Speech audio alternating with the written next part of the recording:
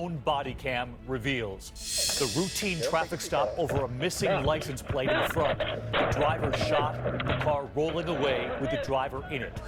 Also breaking tonight, has the missing passenger jet, Flight 370, finally been found. Part of the wing discovered, U.S. officials just now saying it is the same type of aircraft. The new fallout tonight, a 911 operator hanging up on a frantic caller trying to save a young life. The operator saying you can deal with it yourself. The boy dies. The dangerous heat wave coast to coast tonight. Firefighters rush to the hospital. Power outages in the Northeast. While in the West at this hour, we are on the scene of a new and giant oil slick. And made in America tonight, something in your kitchen that could make you millions. From ABC News World Headquarters, this is ABC World News Tonight with David Muir.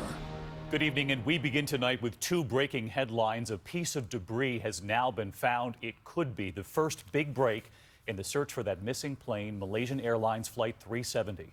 Where it was found in just a moment. But first, those stunning images at this hour from an officer's own body cam. He's been charged with murder, a campus police officer in Cincinnati, pulling over a driver with a missing license plate less than 2 minutes later. The gunfire breaking out, the driver's car then rolling away with him in it. The driver, a father, was killed, and tonight that officer has now been indicted. ABC's Tom Yamas leading us off this evening from Cincinnati. Tonight, an officer of the law turning himself in, charged with murder after a routine traffic stop turns deadly in just 2 minutes. This is, without question, a murder. All captured on the body cam of University of Cincinnati police officer Ray Tensing. It happened on July 19th, 6:29 p.m. A few blocks from campus, Officer Tensing stops 43-year-old Sam Dubose, a father of 10. Hey, how's it going, man? Hey, how's it going? The officer asking why the car has no front license plate. You have a license on you? Yeah.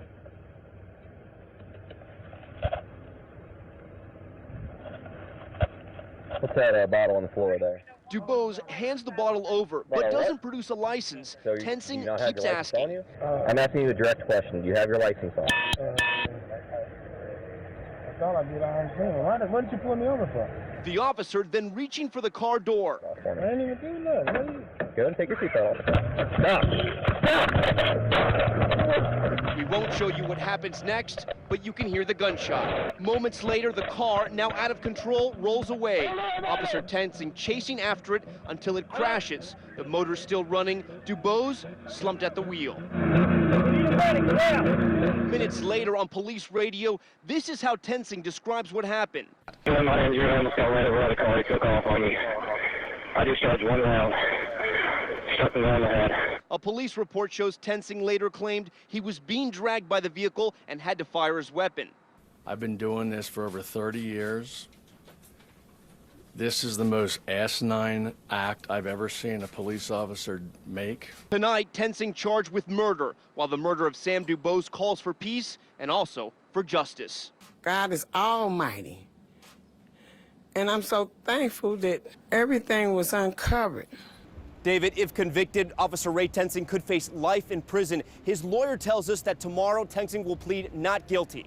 David? Tom Yamas leading us off from Cincinnati. Tom, thank you. And now to that other breaking headline, what could be a major development in the case of MH370, the Malaysian Airlines jet that disappeared 1 year, 4 months, and 21 days ago. U.S. officials now saying debris just discovered is from the same type of plane that went missing. Here's ABC's Jim Wjla now. These pictures tonight from Reunion Island off the west coast of Africa. Crews examining what appears to be a part of an aircraft. One source close to the investigation of that missing Malaysian plane says this part appears to be from a Boeing 777. The Associated Press reporting it appears to be a flap from the trailing edge of a wing, which is specific to the 777. Those flaps are movable and are used during landing and takeoff. Investigators will undoubtedly want experts to see this part with their own eyes. Boeing tells ABC News tonight it continues to offer its expertise to the investigation, which is being headed by the Australian Aviation Safety Board. If this is indeed a part from a Boeing 777 and can be linked to the missing MH370, It would be the first physical evidence of the jetliner that went missing nearly a year and a half ago, with 239 souls on board.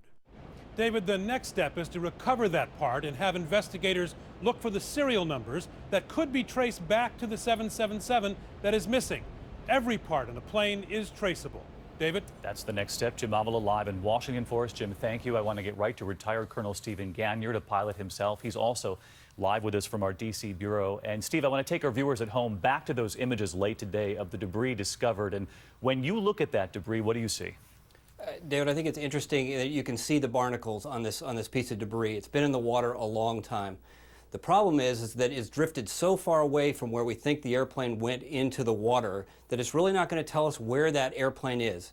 So it's a nice piece of physical evidence. It could begin for the families to have closure that they see that there's a piece of the airplane. But in terms of telling us where the actual airplane is on the bottom of the Indian Ocean and why it got there, that's still to be determined, and that still is a mystery tonight. But Steve, you heard me mention it's been 1 year, 4 months, 21 days. How remarkable would it be to find it this long after it first disappeared? Well, if you saw the map there of the Indian Ocean, David, that piece of debris drifted almost 4,000, 5,000 miles. So it took that long to get to the other side of the Indian Ocean. But it still doesn't tell us where the airplane went in, it doesn't tell us where that black box is, and it really doesn't help move the narrative forward on what happened to MH370. Okay, so what could be a major development, but very cautious as we look at this debris tonight. Stephen, thank you. In the meantime, now to the dangerous heat from coast to coast. 35 million Americans dealing with this. 20 states from Oregon to New York under heat warnings and advisories at this hour, with the heat index cracking triple digits, pushing the power grid to the edge. Thousands without power in the Northeast at this hour. Rob Marciano with the forecast, but first ABC's Gio Benitez with the firefighters braving impossibly high temperatures and now a warning about what heat can do to your body when several days above 90 hits. Tonight, extreme heat from coast to coast. Parts of the country experiencing their hottest days of the year. The hottest job in America tonight, fighting fires. In Trenton, New Jersey, 2 firefighters overcome with heat exhaustion. If you wear your ski pants, your ski jacket, your hat, your gloves, and then put a muff over your mouth and ran about 3 miles, that's how I would feel wearing all this gear out in this heat today. In Hoboken, some of our most vulnerable little kids are feeling the heat too. So parents know playground equipment gets hot, but we wanted to see exactly how hot. So check it out. This slide right now, we're talking about 130 degrees. The rubber ground, 135. The sunscreen is critical too. The mother of these 2 boys in Oklahoma says they were sunburned while at a daycare, outside for 5 hours in 100-degree heat without any sun protection. And while those New Jersey firefighters recover tonight, out west, firefighters across 6 states are fighting 24 large active fires, while triple-digit temperatures threaten to break records. And tonight, a warning about the cumulative effects of all this heat. That'll affect anything from your heart to your kidneys, your urinary system as well. And tonight, David, it's not just the heat. There are air quality advisories here in New York and in 6 other states. Doctors here telling me that people, especially young children, should limit any hard outdoor activity. David? Always a great reminder, Gio, because Rob, you were telling me it's the cumulative effect of several days of this heat, and it's not going away anytime soon. Yeah, David, and with that humidity, it doesn't cool down at night, so that's another issue that we're dealing with. A lot of cities in the furnace tonight, the Northeast, the Mid-South, look at this, even the Northwest. Tomorrow, the high levels of humidity, again, are going to be across the East Coast. 108 in Jackson, 102 in Birmingham, 105 in Atlanta, and 104 in D.C. That's what it's going to feel like. Not as humid, but even hotter out west. Red flag and heat warnings for western Oregon. It will be 110 in Medford. It will be 104 in Sacramento. And out west, David, that heat will last at least through the weekend. And they're also dealing with the wildfires. Rob, thank you. Something else we're watching in Southern California at this hour. The Coast Guard now investigating a mystery at a famous beach near Santa Barbara. Take a look at the new images coming in. What looks like an oil slick tonight. It's about 2 miles wide. Officials are stumped at this hour, saying they don't know where the oil is coming from. And ABC's Nick Watt is on the scene. An oily sheen 2 miles wide, just 1,000 yards from shore off Goleta Beach, California. Officials are combing the shoreline, searching for oil in the sand, not far from families playing on the beach. The slick first reported by these kayakers this morning, their boats covered in oil. It looks like oil on the water and tar on the beach in a way that's not normal. Unclear at this hour if this is natural seepage. It appears to be more than that, and there are oil platforms nearby. If this is indeed a spill, it'll be the second off Santa Barbara in just over 2 months. 21,000 gallons of crude flowed into the Pacific when an underground pipeline ruptured back in May, killing hundreds of birds and other wildlife and prompting the governor to declare a state of emergency. The beach isn't actually closed, but people are being advised to stay out of the water and off the sand, and here's why. Tar balls all along the shoreline. David? Nick Watt tonight. Nick, thank you. And this evening, the dangerous scene outside a children's museum in Pasadena. There it is, an 80-foot pine tree right there that suddenly came crashing down, injuring 8 children as they were waiting for their parents to pick them up from camp. And a haunting image tonight, the tiny bodies being pulled away there on the stretchers. Several of the students were rushed to a hospital. And tonight, the mystery, what brought that tree down seemingly without warning? ABC's Kana Whitworth is there.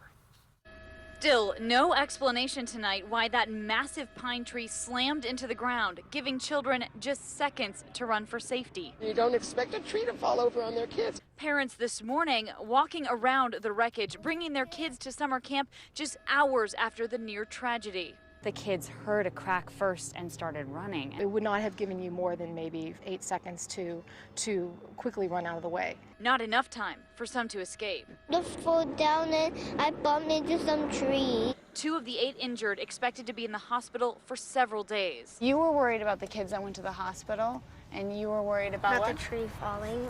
This happened on a beautiful Southern California summer day with no weather to speak of. So authorities are left studying the health of the tree and others in the park so this doesn't happen again. The first thing that our tree expert looked at was actually the canopy of the tree. And she showed me, see how green these needles are? That's a sign of a healthy tree. So their next step will be to raise it and look at the other side. David, they plan on doing that later this week. All right, Kana, thank you. And now to Super Bowl champion Tom Brady tonight, firing back at this hour, declaring his innocence after the NFL upheld his suspension. Benched for a quarter of the season, what he is now saying about that cell phone destroyed and those text messages now gone as the New England Patriots rally around their star quarterback. ABC's Ryan Smith tonight asking the questions. Tom Brady defiant tonight. The Patriots, led by owner Bob Kraft, huddling around him. The decision handed down by the league yesterday is unfathomable to me. Brady today strongly denying the NFL's claim that he covered up his role in Deflategate by asking an assistant to destroy his cell phone containing nearly 10,000 text messages. On Facebook, Brady saying, "To suggest that I destroyed a phone to avoid giving the NFL information it requested is completely wrong." He insists he simply replaced a broken Samsung with a new iPhone 6, adding, "I have never written, texted, emailed to anybody at any time anything related to football air pressure." It is completely incomprehensible to me that the league continues to disparage one of its all-time great players. Brady's teammates firmly behind him. Tom Brady said he did nothing wrong. Do you believe him? We support him and we believe in him. David, the NFL Players Union has now filed an appeal of Roger Goodell's decision in Minnesota federal court.